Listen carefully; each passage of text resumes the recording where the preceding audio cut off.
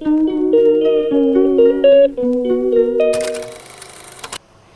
শ্রী গুরুদেব, জয় নিতাই, জয় গৌর, জয় রাধা মাধব, জয় জগৎ বন্ধু হরি। আজ একটু হরি কথা শ্রবণ করি। ভুল ত্রুটি ক্ষমা সুন্দর দৃষ্টিতে দেখবেন। জয় নিতাই। কলিকালে নাম রূপে কৃষ্ণই অবতার, নাম হইতে হয় সর্ব জগত নিস্তার। চৈতন্য চরিতামৃত। কলিযুগ পাবন অবতার শ্রী গৌরাঙ্গ মহাপ্রভু কি গৃহী কি সন্ন্যাসী সকলকে নিরন্তর কৃষ্ণনাম গ্রহণের উপদেশ দিয়েছেন। কুলিন গ্রামের ভক্ত রামানন্দ ও সত্যরাজ খান প্রশ্ন করেন, আমরা গৃহী, আমাদের জন্য কি উপদেশ করেন? মহাপ্রভু বললেন, প্রভু কহে, কৃষ্ণ সেবা বৈষ্ণব সেবন, নিরন্তর কর কৃষ্ণ নাম সংকীর্তন। আমার প্রভু, আমার কলিযুগ পাবন অবতার মহাপ্রভু শ্রী গৌরাঙ্গ সুন্দর আমার মতো বদ্ধ জীবের জন্য কত সুন্দর হরিনাম দিয়ে গেছেন।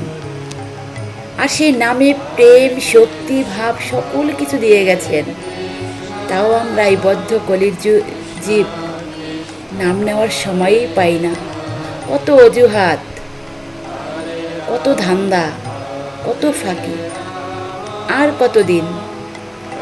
সময় ফুরিয়ে যাচ্ছে, দিনগুলো এক এক করে করে জীবন পাতা থেকে সরে যাচ্ছে।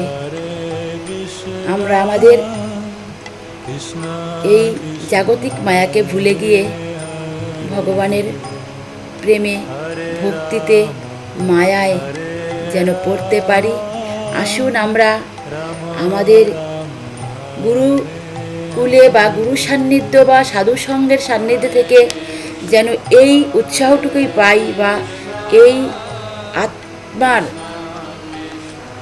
খোরাকের জন্য, আত্মাকে পুষ্ট রাখার জন্য আমরা যেন একটু হরিনাম করি, ভগবানের সেবা পূজা করি।